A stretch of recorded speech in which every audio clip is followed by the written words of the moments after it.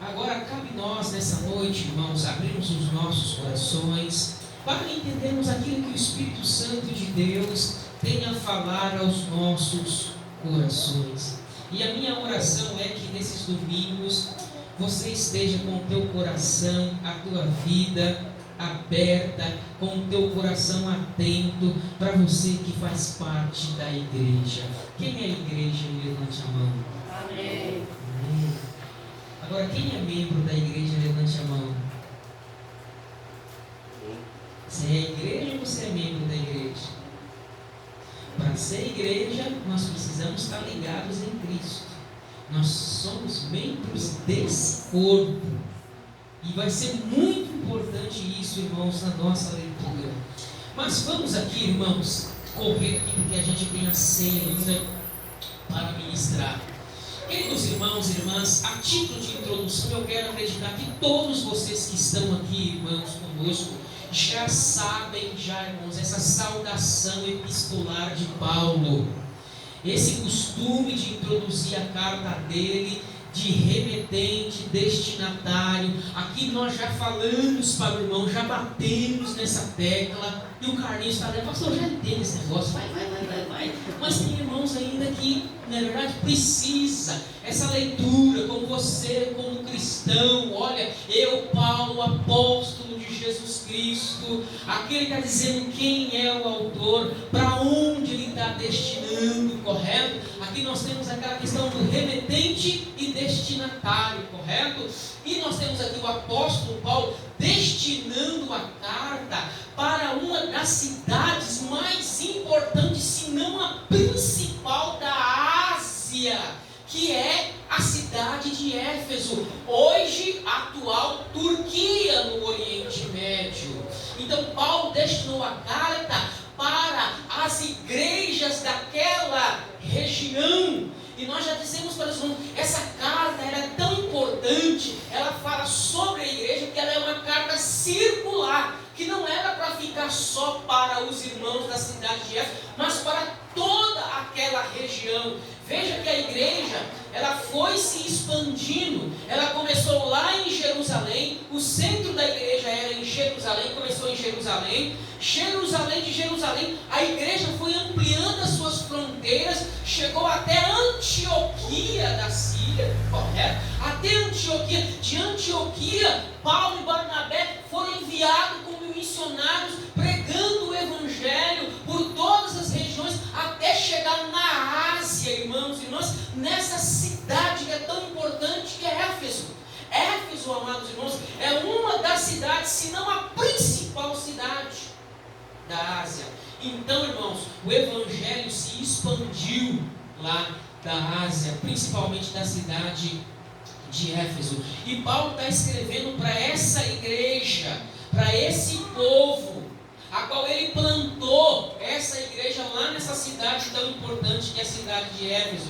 Então nós temos aqui, irmãos, esse remetente destinando a carta para essa região, para esse povo, a qual ele fala assim, olha no versículo 1, aos santos que vivem em Éfeso, fiéis em Cristo Jesus, graça a vós outros e paz da parte de Deus nosso Pai e de nosso Senhor Jesus Cristo.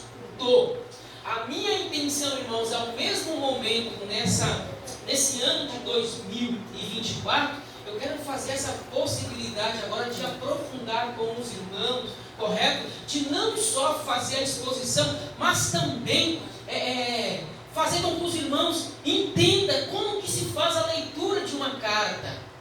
Como que você lê uma carta?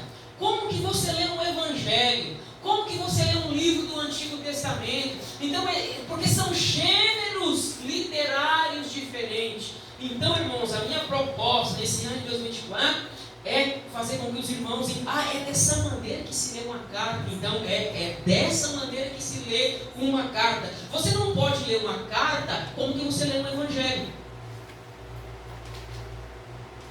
Você lê o evangelho, daqui a pouco você fala assim, lê o evangelho, entendeu? Fala comigo, querido, vou ler o evangelho de Mateus. Aí você lê o evangelho, correto? Aí a pouco você fala no outro dia, Deus, fala comigo, abre comigo lá, vou ler lá, o pastor está falando em Éfeso lá, vou abrir, vou ver lá o que o Senhor Deus comigo lá. Só que, irmãos, são gêneros diferentes. são gêneros diferentes. A Bíblia está cheia de gêneros diferentes, então precisa se entender isso, tá bom? Então aqui nós temos um gênero epistolar de carta, de destinatário e remetente. Quem está remetendo a carta é o apóstolo Paulo, como vocês sabem. Ele está destinando essa carta para os destinatários, correto? E esses destinatários aqui, irmãos, a qual ele está enviando a carta e mandando a carta, ele mostra, irmãos, na carta, o quê? Que esses destinatários, ele chama eles do quê? De santos e fiéis, correto? Ele está remetendo a carta lá para a região de Éfeso, para aquela igreja. E como que ele chama essa igreja? Como é que esses irmãos são qualificados? Como que esses irmãos são definidos na leitura de Paulo na carta aos Efésios? De santos e fiéis, correto? Santos e fiéis. Então, quem é santo e quem é fiel? O que significa ser santo e ser fiel? Paulo está chamando os irmãos da carta para a igreja a qual ele está escrevendo de santos e fiéis. Agora a pergunta é, o que significa ser santo? O que significa fiéis? Porque é isso que Paulo está chamando os irmãos da igreja. Olha para você ver, a gente já vai falando e vai aplicando para os irmãos. Preste atenção. Então, é possível e é bíblico a igreja ser chamada de santo. Você pode ser chamado de santo. Já viu que esse termo santo, ele foi tão distorcido quando você fala assim, o santo do Paulo, olha lá, diz que é santo, diz que não sei o quê. Porque o conceito de santidade, na maioria do pensamento popular e de alguns evangelhos, é mal compreendido. A igreja, o irmão ou a irmã, pode ser chamado de santo. Santo e fiel. Porque o que significa ser santo? A palavra santo aqui, irmãos e irmãs, ela aponta para o quê? Para aquele ou aquele povo que foi chamado, separado para um propósito. O termo que Paulo usa aqui, o termo no texto grego é hagioi, ou seja, é o mesmo do termo, amados irmãos, lá do Antigo Testamento, a qual quando uma pessoa, quando um objeto, ele era separado para uso exclusivo de Deus, ele era santificado, ele era santo. Aquilo agora era só para ser usado para a glória de Deus. Então, quando Paulo chama a igreja de santa e fiel, ele está falando que aquele povo a qual ele está escrevendo é um povo que foi separado por Deus para um propósito. Ou seja, a igreja ela foi separada por Deus para um. Então, o que significa ser santo? Você pensou que não era não? Cabelo? Você entende como a gente distorce o termo de ser? Porque o santo para algumas pessoas é o toque, é a saia, é isso, é aquilo, é aquilo outro, correto? Mas não é isso que a Bíblia diz. Ser santo aqui, irmãos, é ser separado. Eu não sei porque vocês não trouxeram lápis, caneta, notebook, laptop, não sei porque vocês não trouxeram. Isso é importante para vocês. Semana que vem eu pedi que sim, né? Eu falei para vocês, né? Quando eu fui estudar pela primeira vez, todos os meus colegas estavam no laptop, eu abri o caderno da prefeitura do dia. Vocês dão risada porque não é vocês, né? Ainda bem que você tem na frente. Então, voltando, irmãos, o que significa ser santo? Santo é ser separado por Deus aqui para um propósito. Menina, você tem que ser santa. Só que as pessoas definem o que ser santo de forma errada. Santo significa ser separado por Deus para um propósito. E a igreja foi separada para Deus para um propósito.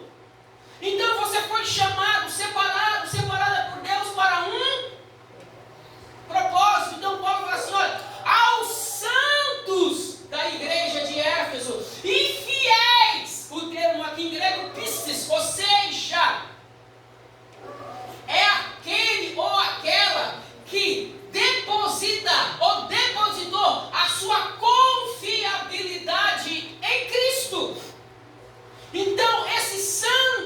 o que foi separado para um propósito, é aquele que depositou a sua confiabilidade, a sua confiança em Cristo.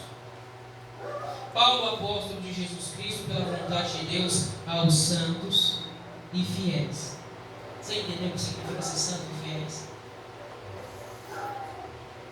É essa igreja que foi separada para um propósito. Paulo está dizendo para os irmãos lá: vocês são santos porque vocês foram separados por Deus para um propósito. A minha vida está sem propósito. Alguma coisa errada então, porque a igreja ela foi separada por Deus para um propósito. Deus tem um propósito para a sua vida. E essa igreja, ela é fiel porque ela depositou a sua confiabilidade, a sua confiança em Cristo. Amém? Aqui nós temos aqui a introdução. Aí o versículo de número 3 diz assim: bendito o Deus e Pai de nosso Senhor Jesus Cristo, que nos tem abençoado com toda sorte de bênçãos espirituais nas regiões celestiais em Cristo. Glória a Jesus. Não é verdade? Poucos, glória a Deus, está certo. Espero que quando você entender, você expresse isso de livre vontade ao Senhor. Aqui nós temos no versículo 3 aquilo que nós chamamos de doxologia. O que é uma doxologia? É uma expressão de louvor, de gratidão, de glorificação a Deus. Você vai ver isso muito na carta que Paulo escreve. Essa doxologia, você veja que Paulo, bendito seja Deus e Pai, ou seja, essa expressão de louvor, de gratidão a Deus, a qual ele expressa, você entendeu? Ele está aqui expressando, e ninguém mandou ele, o pregador não mandou ele dizer, vai, dá glória, expressa, não. Essa expressão de louvor, ela tem que partir de você. Quando a palavra é pregada, quando a palavra é ensinada, quando você ouve a palavra, você fala, meu Deus! Você expressa essa doxologia. Mas sabe qual é o problema nosso? Quando nós expressamos a nossa doxologia, meu Deus do céu, consegui algo, glória! É só por coisas materiais. E a gente não pode fazer isso. A nossa doxologia, ela está muito além das bênçãos materiais que Deus nos deu, tem nos dado. A doxologia, irmãos e irmãs, essa expressão de louvor que sai do seu coração em gratidão a Deus, por uma obra tão maravilhosa que nós já podemos desfrutar. Bendito seja o Deus e Pai. Paulo está bendizendo ao Senhor. Quem fazia muito isso no Antigo Testamento? Aonde a gente vê essas expressões no Antigo Testamento? Quem é que bendiz ao Senhor? Quem é que glorifica ao Senhor? Expressa ao Senhor louvores e gratidão a Deus. Aonde que a gente já viu essa leitura?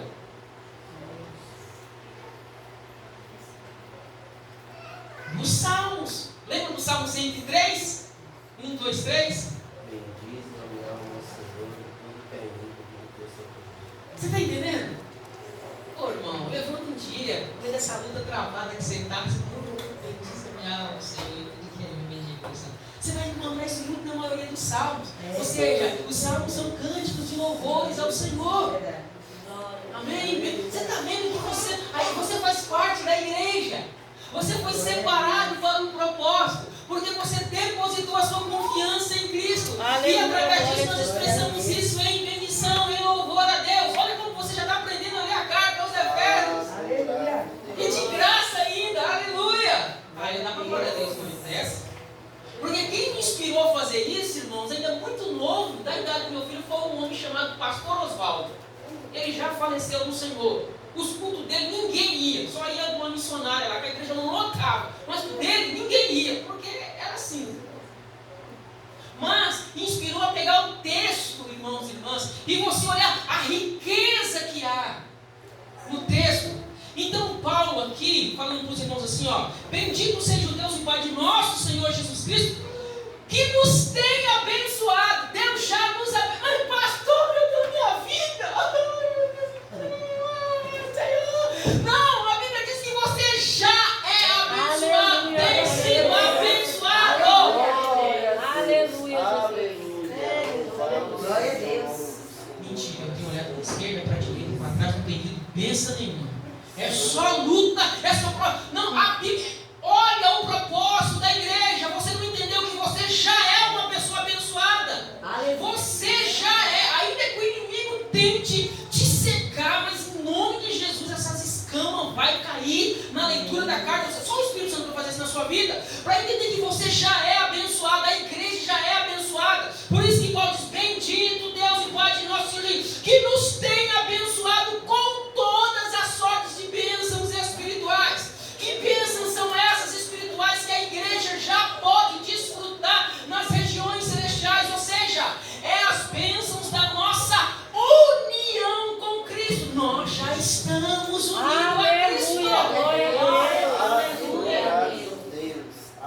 A igreja, nós já podemos desfrutar das bênçãos espirituais nas regiões celestiais, correto? Com quem e por causa de quem? Por causa de Cristo, em Cristo. A igreja, ela está unida em Cristo. Em Cristo. Em Cristo a igreja tem aquilo que nós chamamos de união. Nós estamos unidos nessa pessoa maravilhosa que é Cristo. E por causa de Cristo nós podemos desfrutar das bênçãos espirituais. Que bênçãos espirituais são essas? O novo nascimento. Você não é mais um velho homem, você é um novo homem. Você nasceu de novo. É bênçãos espirituais agora que a igreja já pode desfrutar dessa nova humanidade, dessa nova natureza que já faz parte da sua vida, que foi derramada na sua vida por meio do Espírito Santo. Você já pode experimentar essa glória que o novo nascimento trouxe. Mas como é que você nasceu de novo? Por meio do Espírito Santo de Deus. Jesus, glória a Deus. Quando você aceitou Jesus, você nasceu de novo. Essas são as bênçãos espirituais que nós já podemos desfrutar dessa glória maravilhosa de estar na presença do Deus Todo-Poderoso. Olha que coisa maravilhosa. A igreja está aqui na terra, mas já desfruta dessas bênçãos espirituais que Cristo já inaugurou, já deu para a igreja experimentar. Desse gozo tão maravilhoso, irmãos, nas nossas vidas. Aleluia. Então, essa doxologia do versículo 3, Paulo convida a igreja aqui, irmãos, a bendizer o nome do Senhor, a expressar a Deus louvores de gratificação ao Senhor, porque a igreja já foi abençoada com todas as sortes de bênção. Mas como é que os evangélicos, como é que os coaches, como é que a teologia da prosperidade define bênção? Como é que o mundo define bênção na sua vida? Como é que a bênção é definida se você é abençoado ou não? Como é que é definido? Veja para vocês verem como é importante o que Paulo está falando na carta aos Efésios. Quando você lê, você entende o seu propósito, o que significa ser igreja. Você não vai deixar ser levado, porque a maneira de se definir bênção, de ser abençoado, segundo o texto bíblico, segundo o Senhor Jesus e a palavra dele, é bem diferente desse mundo capitalista, materialista, existencialista, pós-moderno. Como é que uma pessoa é definida, ou é definido como uma pessoa que é abençoada? Sem por vírgula. Para você ser abençoado, você precisa ter isso, ter aquilo, ter aquilo, ter aquilo outro. Não vem não, é assim que o mundo define. Mas como que a Bíblia define uma pessoa abençoada? E aquele ou aquela que já está desfrutando da presença do Espírito Santo, que está unido a Cristo. Quando nós aceitamos a Cristo, nós nos unimos a Ele. Nós nos unimos a Ele. E quando nós nos unimos a Ele, nós nos tornamos novo homem e nova mulher. Há uma nova humanidade que foi inaugurada. Aí assim, então ser abençoado. Segundo a Escritura, é você desfrutar daquilo que Deus, por meio do seu Filho Jesus, já pode oferecer para você. Você já pode desfrutar do mundo vindouro. Você já pode desfrutar da presença do Senhor. Por isso, meu irmão, não importa aonde você for, aonde você está. Se Deus estiver com você, irmão, você está abençoado. Irmãos missionários que eu conheço, irmãos, estão lá na África. Tem um missionário que está na faixa de Gaza. Está a situação mais... A gente está preocupado com a situação do irmão. Ele está lá. Não, o problema é a igreja de Jesus aí no Brasil. Está morrendo todo mundo aí. Aqui nós estamos firmes e fortes, nós não abrimos mão não. O Putin pode mandar bicho, bomba aqui, destruiu uma faculdade, acabou com tudo lá, os irmãos estão lá. Não, o problema a gente acha que é esse que está. Não, o problema é na igreja aqui, mano. Porque eles entenderam o que significa ser abençoado. Amém? Então a definição de bênção, segundo essa leitura, é diferente daquela que esse mundo materialista, esse especialista pós-moderno define como ser uma bênção. Então, irmãos, nós precisamos redefinir o que significa ser abençoado. A igreja é abençoada. Se você faz parte da igreja, o inimigo não vai te enganar, porque a verdade, quando você conhece ela, ela te liberta. Você é uma pessoa abençoada, abençoada. Você não entendeu ainda que as pessoas, mesmo que você não tenha nada, as pessoas olham para você e falam, rapaz, eu queria ter a paz desse cara. Verdade. Cara, esse cara, meu, que coisa maravilhosa. Aleluia. Essas bênçãos que, irmãos, nós vamos desfrutar plenamente no novo céu e nova terra, mas nós já podemos desfrutar, porque nós estamos assentados com Cristo nos lugares celestiais. Cristo não venceu e não assentou à destra de Deus Pai, à direita, não é isso? Aonde que a igreja está sentada? Com Cristo também. Por isso que a gente pode já desfrutar dessas bênçãos espirituais. Aleluia, Jesus. Correto, então, irmãos? Aí o versículo 4, a gente vai fazer uma leitura aqui do versículo 4, até pelo menos, irmãos, até o versículo de número 7. Vamos lá. Assim como nos escolheu nele antes da fundação do mundo, para sermos santos e irrepreensíveis perante ele, e em amor nos predestinou para ele, para a adoção de filho por meio de Jesus Cristo, segundo o beneplácito da sua vontade, para o louvor da glória da sua graça, que ele nos concedeu gratuitamente no amado. Vamos ficar até o versículo de número 6, do 4 ao 6. Nós vamos ver agora, irmãos, olha, depois da introdução paulina, depois da doxologia, Paulo vai mostrar agora para nós, e você vai entender aqui, o trabalho aqui operado, realizado pela Trindade. Quando eu digo Trindade é um termo teológico.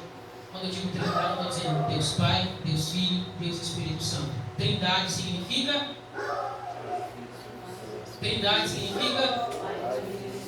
correto? Nós não adoramos três deuses, nós adoramos um único Deus, correto? Só que o nosso Deus, ele é Pai, Filho e Espírito Santo. É uma essência, três pessoas. Trindade, uma essência, três pessoas. Entendeu bem? Trindade, uma essência, três pessoas.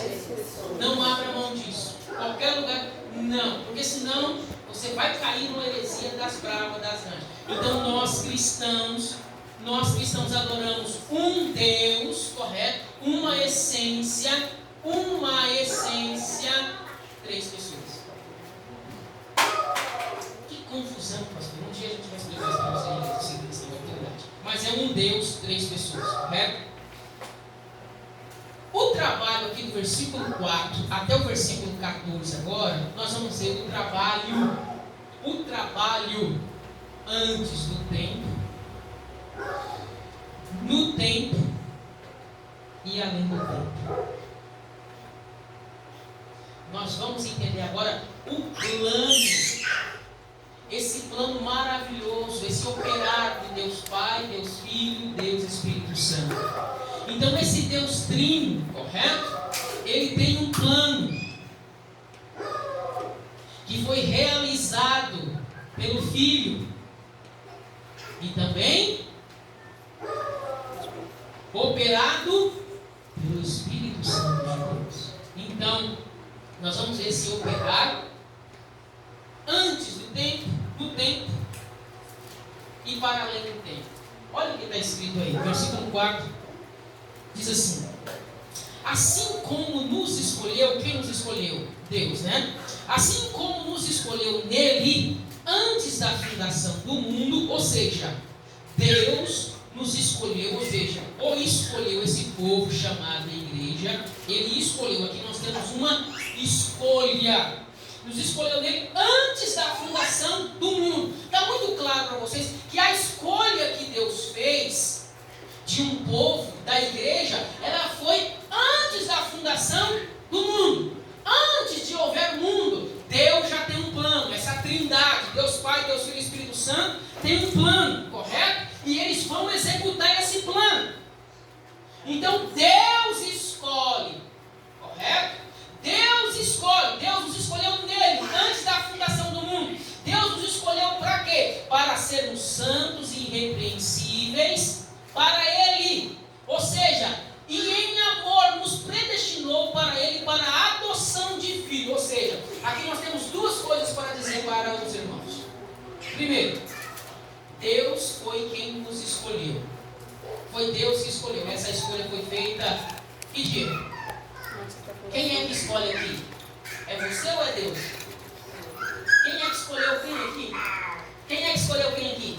Antes de houver mundo, antes de houver história, a Bíblia diz que Deus já escolheu.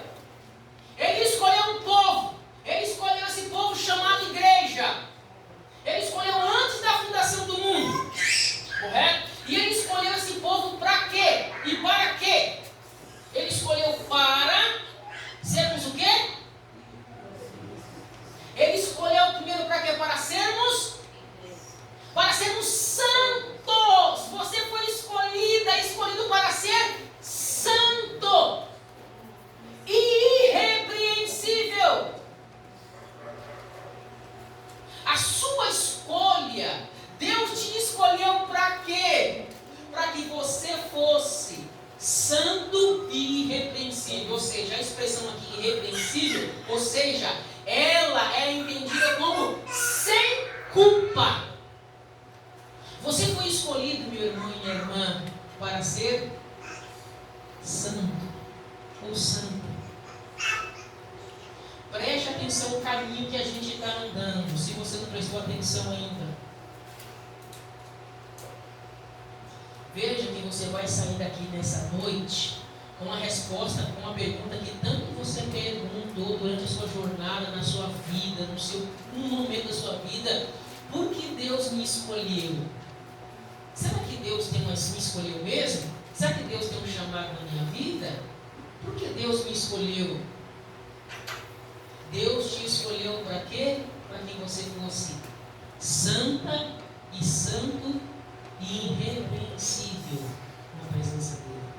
Para que você fosse santo e achado sem culpa na presença dele. Isso significa ser irrepreensível no texto aqui. Deus me escolheu então para que eu seja santo. O que significa ser santo mesmo?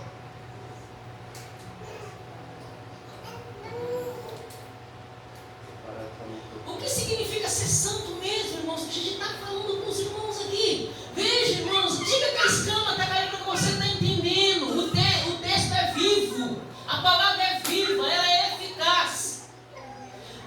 Por que Deus me escolheu? Deus te escolheu, olha para você, vê.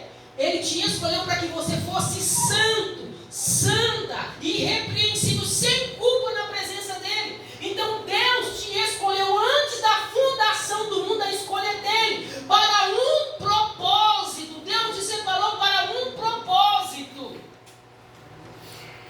E que nesse propósito você fosse achado sem culpa. Então Deus me escolheu então para quê? O primeiro, meu Deus, eu pensei que Deus me escolheu para... Deus escolheu antes da fundação do mundo para sermos santos e irrepreensíveis.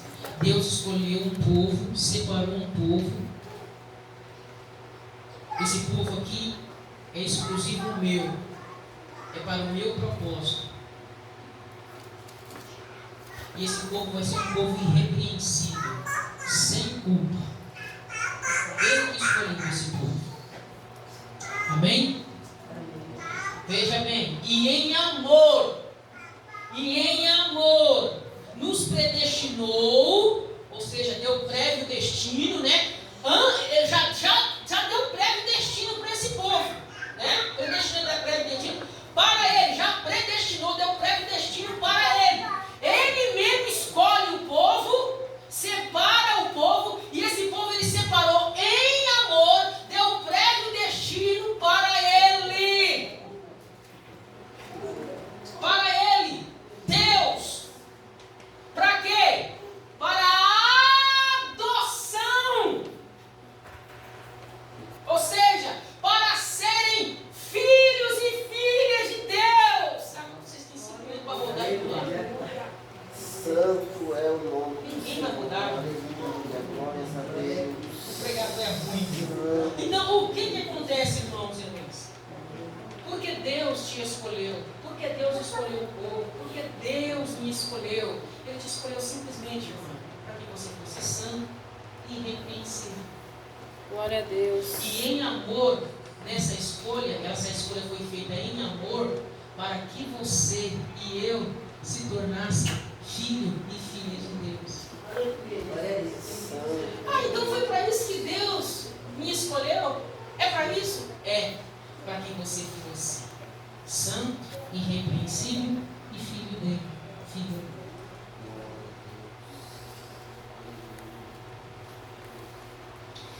E tudo isso por meio de Jesus Cristo, segundo o beneplácito, ou seja, segundo o querer da sua vontade. Por que tudo isso? Porque foi da vontade de Deus. A vontade de Deus é o quê? É uma escolha que faz você ser escolhido, predestinado, em amor, para que você se torne um filho dele, uma filha. Então Deus te escolheu para que você fosse filho dele, para que você fosse filha dele, para que você fosse esse povo separado. Então Deus, antes da fundação do mundo, Ele já escolheu os filhos, Aleluia, as filhas, glória a Deus. esse povo que é chamado de igreja. Glória a Jesus. Amém? Deus. Então está aí, irmão, irmã. Por que Deus te escolheu? Essa não é a pergunta de muitos profetas, no texto bíblico, de muitas pessoas. Por que Deus me escolheu? Para que você fosse santo. E você já sabe o que significa ser santo. Você já sabe o que significa ser irrepreensível, ser sem culpa. Esse povo que Ele separou, esse povo vai ser achado sem culpa na presença dEle. Para quê? Para que esse povo se torne filho e filha dEle. Foi para isso que Deus te escolheu. Amém? E tudo isso porque foi da vontade dEle fazer assim. Ele é Deus. Qual vontade vai prevalecer? Foi da vontade dEle. Correto? E tudo isso para quê? Versículo 6. Para o louvor da glória de sua graça, que Ele nos concedeu gratuitamente no amado. Para que Ele fez tudo isso? Ele me escolheu. Para que Ele me predestinou? Para que Ele fez tudo isso? Para o louvor da glória dEle. Para o louvor da glória dEle. Não é para o seu louvor e para a sua glória, é para o louvor e da glória dEle. É para isso que Ele te escolheu, que Ele te chamou, que Ele fez você se tornar filho dEle. Aleluia. Filha dEle, para que isso? Para o louvor da glória dEle. Glória a Deus. Aleluia. Você não entendeu ainda que tem entre 7 e 8 bilhões de pessoas que estão vivas no mundo e das gerações que já passou. Ele te escolheu Aleluia. dentre esses Glória a todos para o louvor e a glória dEle. Deus fiel. Aleluia. Graças a Deus. E tudo isso gratuitamente no amado. Ou seja, no amado aqui é o Filho dele, Jesus. No Filho dele, é o versículo 7, na qual temos a redenção. Tudo isso é gratuitamente no amado. Quem que é o amado aqui? O Filho dele. Tudo isso que Ele fez só é possível possível por meio do amado, por meio de Cristo, por meio do amado. Porque no amado nós temos, versículo 7, a redenção. Outra palavra importante para você, correto? Guardar aí, correto? Semana que vem, todo mundo afiado aí. Meu Deus, terminou a carta aos Efésios, você já tem sua tese aí, de mestrado, de doutorado, já está pronta já aí. Já tem pregação pronta. E você pode pregar em qualquer lugar, correto? Porque no amado nós temos a redenção. O que é essa redenção? Ou seja, é o pagamento. No amado nós temos o pagamento de uma dívida. O pagamento de um escravo que estava preso, que foi comprado. Ou seja, no qual nós temos a redenção pelo seu sangue. Como é que ele pagou? Como é que ele comprou esse escravo? Como é que ele comprou essa pessoa? Foi por meio do sangue dele. Então você vê que tem todo um plano antes da fundação do mundo. E ele vai se realizar no tempo e na história. E na história Jesus morre na cruz do Calvário. A morte de Cristo na cruz do Calvário foi para pagar o preço. Não ao diabo, Jesus não pagou preço nenhum ao diabo não, viu? Ele pagou ao próprio Deus. Jesus, homem, pagou o preço ao próprio Deus para resgatar pecadores, que sou eu e você. Aleluia. Na qual temos a redenção pelo seu sangue, e a nossa ceia de hoje simboliza, aponta para isso, lembra para isso, correto? Lembra para isso. Então a nossa redenção, o sangue de Jesus, correto? Que foi derramado, foi para pagar. Quando o Jesus homem morreu na cruz do Calvário, ele estava pagando o preço de redenção, correto? Para resgatar pecadores, a esse povo a qual ele elegeu, a qual ele comprou antes da fundação do mundo. Temos a redenção pelo seu sangue, a remissão dos pecados segundo a riqueza da sua graça. Tudo isso foi por quê? Porque Jesus foi rico e gracioso para conosco. Versículo 8. Que Deus derramou abundantemente sobre nós em toda sabedoria e prudência, ou também pode ser em entendimento. Aí o versículo 9 é importante por quê? Porque por meio disso, irmãos e irmãs, desvendando-nos o mistério da sua vontade. Ou seja, a minha Bíblia traz a expressão desvendando, mas outras versões podem trazer que fez conhecido ou se tornou conhecido. Ou seja, o mistério da sua vontade. Irmãos e irmãs, durante toda a história havia um mistério e ninguém sabia ou conhecia esse mistério. Ele era desconhecido. No Antigo Testamento os profetas não conheciam, não sabiam esse mistério. Muitos relampejos, mas esse mistério, irmãos, ele foi desvendado, ele tornou conhecido por meio de Cristo. Quando Deus Pai enviou o seu Filho Jesus, esse Filho Jesus revelou para nós o plano eterno da Trindade. Aleluia, glória a Jesus. Jesus fez conhecido, tornou conhecido o plano da Trindade no céu. Jesus assumiu a forma humana, Deus assumiu a forma humana, o Filho veio, e esse mistério, amados irmãos e irmãs, que estava oculto, escondido, correto? Ele foi desvendado, ele foi revelado por meio de Jesus. Então Jesus, irmãos e irmãs, revelou esse mistério, correto? Então às vezes a gente encontra muito no meio pentecostal, correto? É mistério, irmão. Porque para as pessoas, quando você não entende, é mistério. É mistério. É mistério, é algo que é inexplicável, não pode ser entendido, e a gente fala, não, isso aí é mistério. Sabe o que acontece aí, irmãos? Para o mesmo contexto que estava acontecendo aqui na igreja, na cidade de Éfeso, havia muitas religiões essas religiões de mistério, ela dizia que os planos das divindades, dos deuses, era obscuro. Ninguém poderia saber, a não ser aqueles que tinham acesso a um certo conhecimento elevado. Isso é puro gnosticismo, meu Deus do céu.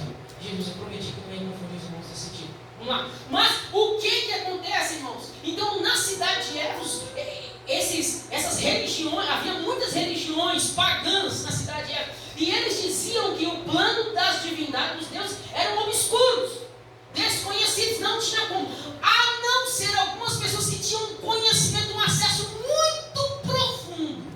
Mas Paulo está dizendo assim: igreja, aquieta o seu coração, porque o maior de todos os mistérios foi desvendado, foi revelado em Cristo. Jesus veio e revelou o plano redentivo da história para o seu povo. É por isso que nós podemos descansar, porque a gente sabe qual foi o começo da história, o meio da história, e a gente já sabe qual vai ser o fim da história. Porque o plano redentivo de Deus foi revelado, foi desvendado. Esse mistério foi desvendado por meio do Filho Jesus. Aleluia. É por isso, irmãos e irmãs, que nós como cristãos, irmãos, olhamos para a palavra do Senhor, a gente sabe de onde a gente veio e a gente sabe para onde a gente está indo. Você sabe, irmão, de onde você veio e para onde você está indo? Não sei, né? Mas eu sei de onde eu vim e para onde eu estou indo. Porque eu sei aqui que a Bíblia diz, pode aparecer aí, pode aparecer, pode na guerra, mortandade, pode acontecer o que for. Mas a igreja foi revelada para ela o plano de Deus. Aleluia. Que Deus escolheu um povo. Que Deus escolheu um povo antes da fundação do mundo, que separou esse povo, que elegeu esse povo, e que no tempo, na história, esse povo foi se achegando, esse povo foi sendo ajuntado, essa congregação foi sendo reunida, essa congregação que chama de, esse povo foi reunido, esse povo foi se achegando, correto? A esse povo se achegando, irmãos e irmãs, e isso foi revelado possível por causa, irmãos, de Cristo Jesus. Desvendando-nos o mistério da sua vontade segundo o beneplácito, ou seja, o querer que propusera em Cristo. Então esse plano só é possível, esse desvendar esse mistério só foi possível por causa de Cristo. Cristo revelou o plano. Então nós cristãos, irmãos, o Senhor não nos deixou enganar nem confundir, Ele revelou o plano. Versículo 10, olha para você ver, e nesse plano, o plano é de fazer convergir nele, ou seja, em Cristo, na dispensação, na plenitude dos tempos, todas as coisas, tanto as que estão no céu como na terra. Ou seja, o plano redentivo da Trindade na eternidade, que foi consumado na história quando Cristo morreu, é de fazer convergir em Cristo todas as coisas que estão no céu como as que estão na terra. Como assim, pastor, convergir todas as coisas? Irmãos, o pecado, ele fez um estrago tão grande, o pecado fez um estrago tão grande, que você pode pensar assim, o Adão pecou só. Não, o pecado, irmãos, atingiu o cosmos. O pecado, ele atingiu os elementos animados e inanimados, atingir as coisas que estão na terra e as que estão no céu. Sério, o pecado afetou tudo. O pecado distorceu tudo, não só o ser humano, mas a natureza, o cosmo. Daqui a 5 anos, preste atenção no que eu vou falar para você. A gente já está estudando a posse, já é mais uma aula que a gente vai abrir daqui um tempo. Preste atenção, eu vou chegar aqui no culto e vou começar a falar para vocês. Irmãos, vamos falar um pouco sobre a teologia ecológica? Pelo amor de Deus. Esse pastor é um maluco mesmo. Por quê? Porque nós, como cristãos, a autoridade de cuidar da natureza do cosmos foi dada à igreja, foi dada ao nós fizemos com a natureza, estamos fazendo com ela? Estamos destruindo ela. Estamos acabando com ela. E vocês podem perceber aí uma certa preocupação, irmãos e irmãs, com temas importantes como na COP20, COP18, 19, 20. A preocupação é com o quê? É com o planeta. A preocupação, irmãos e irmãs, com aquilo que Deus nos deu, e a gente não está aqui. Eu quero saber disso aí, eu quero ouvir uma palavra que Deus encheu o meu coração. Preste atenção, essa teologia nossa nós deixou ela de lado, e agora nós estamos pagando o preço e vamos pagar o preço, porque a natureza está respondendo com força, e nós como cristãos, e você não vê como isso tem formas práticas de nós cuidarmos da natureza e do que está ao nosso derredor. Por que eu estou dizendo isso para vocês? Que a gente abandonou essa teologia ecológica e ela precisa ser restaurada. Sabe por quê, irmãos?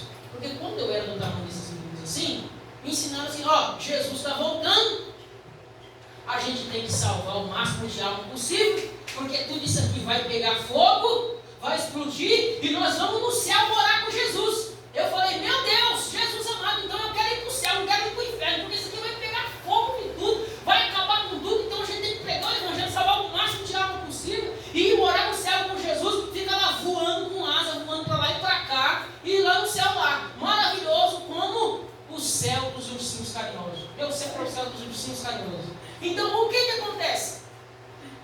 Essa era a teologia evangélica brasileira que predominou até a década de 90.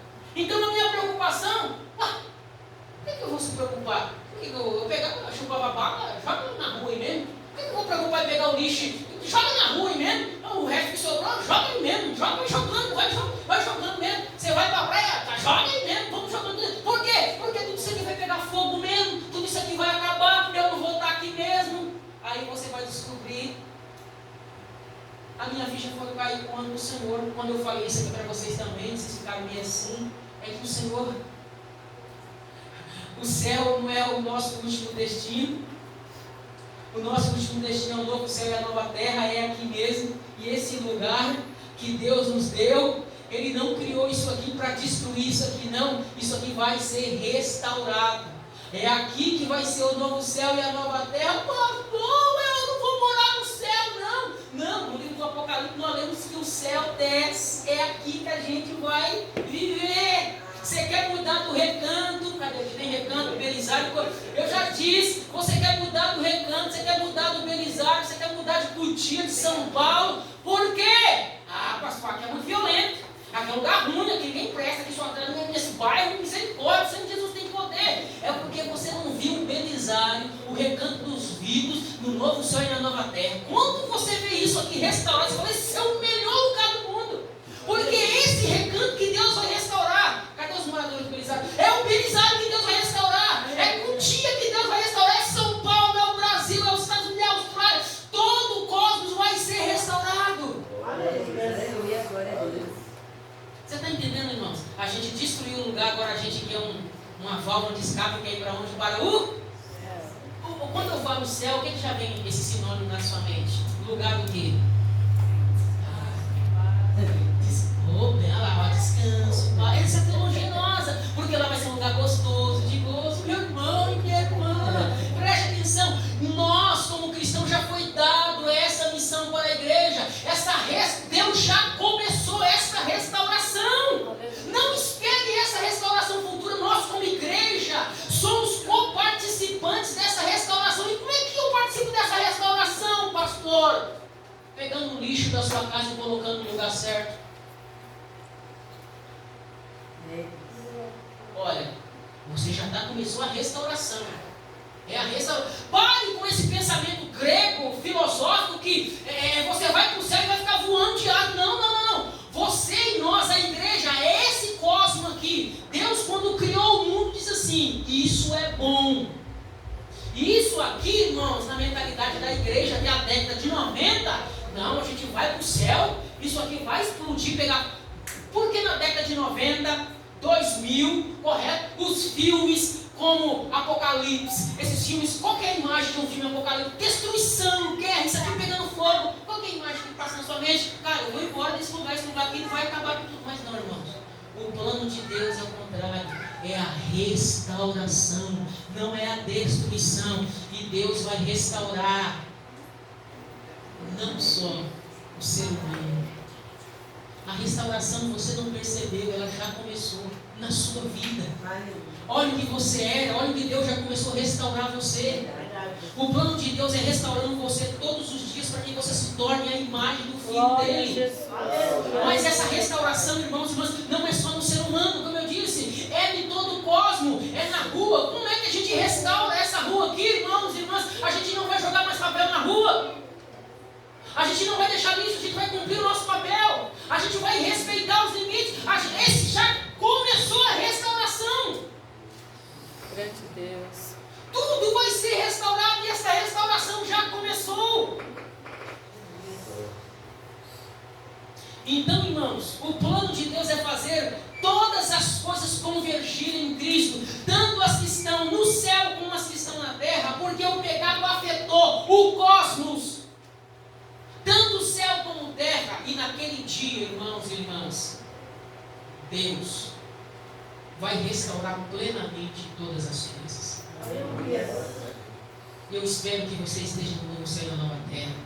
Aí você vai falar: pastor, até aquele dia lá eu queria mudar do Belizar, agora quer não, novo céu e novo Belizar. Não vai mudar. Porque o que é, irmãos, a imagem, irmãos? A gente vai para o céu, lá no céu é como se fosse um condomínio fechado, dos lados de cá os batistas, os presbiterianos, os assembleanos, tal, um céu como um castelo, tem um castelo, olha as imagens que olha, tem um castelo, e lá no céu tem uma igreja bem grande assim, e a gente vai cantar num coral bem grande, e vai ter um querubim.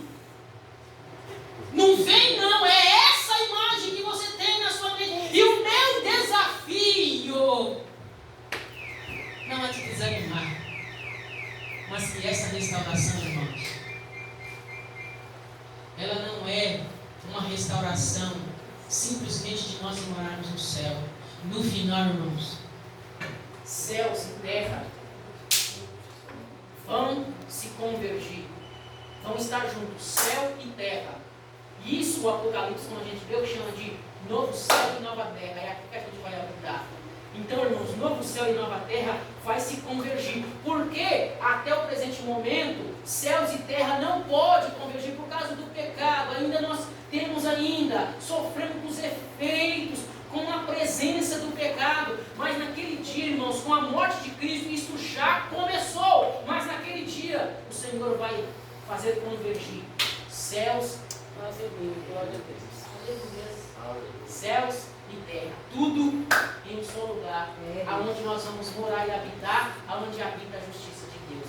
Então eu digo para os irmãos, isso é muito sério, porque nós queremos mudar da nossa cidade, sair do Brasil, sair do lugar onde nós estamos. Por quê? Porque é um lugar onde não habita a justiça de Deus. Sim ou não? Aonde não habita a justiça de Deus é o quê? A droga, prostituição, fome, roubo. E as pessoas estão fugindo para esses lugares, correto? A última reportagem que eu vi, irmão, tem não sei quantas mil pessoas vindo da costa, irmãos, aqui da América Latina, tentando entrar via México para entrar nos Estados Unidos. E as pessoas estão depositando toda a sua força, toda a sua confiança em um país, correto, que também já está na beira de um colapso, que é os Estados Unidos. Não vai ter para onde correr, irmãos e irmãs, se você não entender o seu propósito com Deus. Não importa onde você está, o importante é que Deus esteja com você. Aonde Deus estiver com você, lá vai ser o céu, varão. Lá vai ser o céu. Lá vai ser o céu, não importa. A casa pode ser mais simples, pode ser a da mais rica, pode ser o que for. Mas se Deus estiver com você, meu irmão e minha irmã, é o lugar onde habita a justiça de Deus. E um dia nós veremos, irmãos e irmãs, todos os bairros, todas as cidades, aonde na África, principalmente em países desumanos, irmãos, é porque não está habitando a justiça de Deus. Mas o livro do Apocalipse diz que um dia habitará a justiça de Deus. Então não haverá mais fome, não haverá mais prostituição. Eu acredito que a grande maioria de vocês, irmãos e irmãs, assistiram, né? Aquele filme que foi tão importante da Sound of the Freedom. Eu acredito que vocês assistiram o tráfico de crianças, irmãos e irmãs. O que acontece, meus irmãos, minhas irmãs? A última hora do dia 24 ao dia 26, milhares de irmãos nossos, irmãos da Nigéria, foram fuzilados, trucidados. E nem comentado foi. Muito mais do que, irmãos, o Hamas fez lá com os judeus. Muito mais, irmãos cristãos. Você passou o Natal lá, ó glória, ó prato maravilhoso, ó comida maravilhosa. Mas no Natal, varão, a gente estava numa pizzaria, louvando o Senhor, os irmãos do Senhor, na Nigéria. Em países comunistas, irmãos, porque lá não habita a justiça de Deus. Mas nós temos essa certeza que um dia nós vamos encontrar esses irmãos. E a gente vai falar, ô varão, por que você não negou a Jesus? Por que você morreu? Cara, porque eu sei que um dia habitaria a justiça de Deus nesse lugar. Essa pessoa que morreu um dia vai ressuscitar. Jesus vai mostrar para ela que o lugar onde ele morou, onde ele morar, ali vai habitar a justiça de Deus. Por quê? Não haverá mais morte, não haverá mais dor, não haverá mais pranto.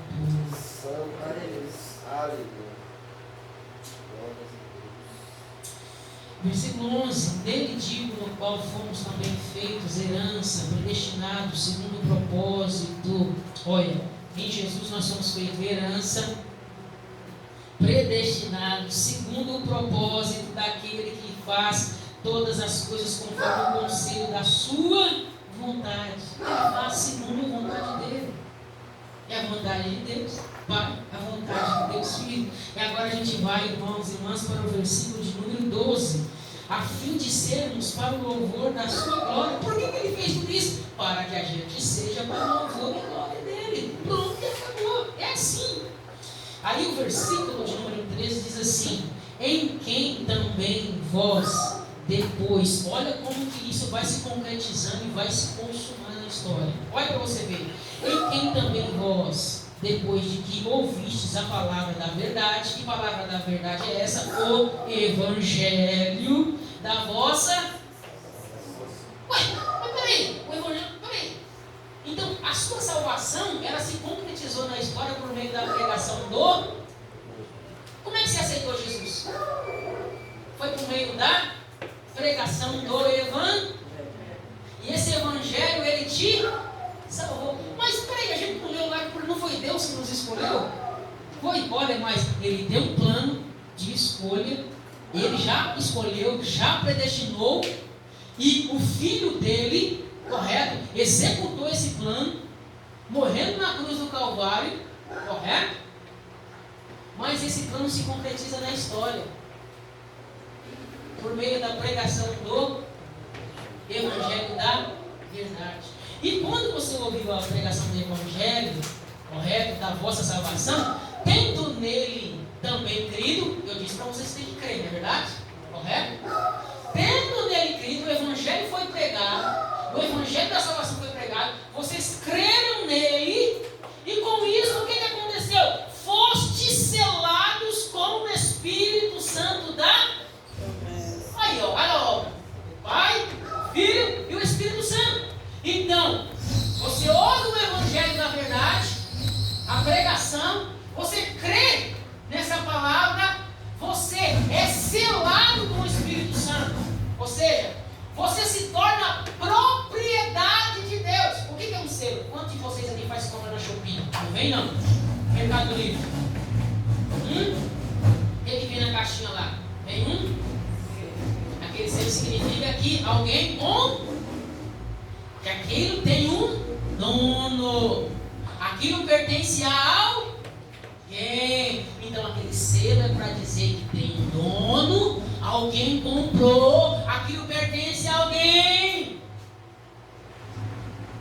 Aqui você sai sabendo também nessa noite o porquê o Espírito Santo foi derramado, o porquê o Espírito Santo foi dado à igreja, o porque Deus derramou o Espírito Santo sobre a vida da igreja. Para que esse Espírito Santo é um selo, é uma garantia, é uma certeza que nós somos dele. Versículo 14. O qual é o penhor. O que é o penhor? Vem dizer que você não sabe o que é penhor. Antigamente, irmãos e irmãs, você deixava algo penhorado. Não é verdade? Você deixava algo penhorado. Correto? Quem aqui já passou por alguma dívida? Vai ficar fácil agora, hein? Mais português, mais brasileirado. Quem que já passou por uma dívida? Só eu? Misericórdia. Meu Jesus amado, eu não dormia. Eu tinha dívida de 12 mil de saúde de igreja, 10, 12 mil. Jesus amado, tinha que deixar garantia. Então, olha que coisa maravilhosa, a qual é o penhor da nossa herança, ou seja, o Espírito Santo. Ou seja, o Pai e o Filho enviou o Espírito Santo, deu o Espírito Santo para a igreja como garantia, olha, como garantia que vocês são meu e eu vou voltar para buscar vocês. Aleluia. Sabe quando você faz uma dívida, você tem que deixar uma garantia? Eu vou voltar para pagar. Então o Espírito Santo foi dado, é essa certeza que você tem que ser no seu coração. Então o Espírito Santo foi dado à igreja, habita nos nossos corações como uma garantia, como uma certeza de que Ele vai voltar e tomar nós para Ele. Amém, Senhor? Amém. A qual é o penhor da nossa herança, até ao resgate da sua propriedade em louvor da sua glória. Você veja que tanto a obra do Pai, como a do Filho, como a do Espírito Santo, sempre termina para o louvor da sua glória. E nós estamos reunidos aqui, talvez não era nem para você estar aqui, não, irmão. Mas você está aqui para quê? E por quê? E para quê? Qual que é o propósito seu? Eu espero que você saia daqui sabendo qual é o propósito, porque Deus, já respondemos a pergunta, porque Deus te escolheu. Como essa escolha foi realizada na história por meio do Filho dele. E por que você tem o Espírito Santo?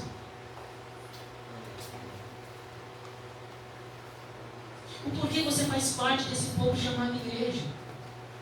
Que esse plano não é seu, é um plano anterior, antes da fundação do mundo. E tudo isso foi feito por quê, pastor? Sem o meu consentimento? Sim. Por quê? Para o louvor e a glória dele. Aleluia. E por que Ele te escolheu? Para o louvor e a glória dele. Não tem glória nenhuma para você, não tem glória nenhuma. É tudo para o louvor e a glória dele. Que Ele te escolheu, que Ele te separou para que você seja santo nessa geração, para o propósito, os desígnios dele.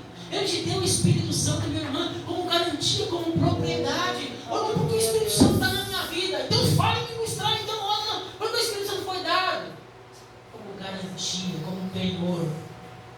Ele vai voltar para buscar, porque o Espírito Santo atua na minha vida. Espírito Santo. Senhor, obrigado pela tua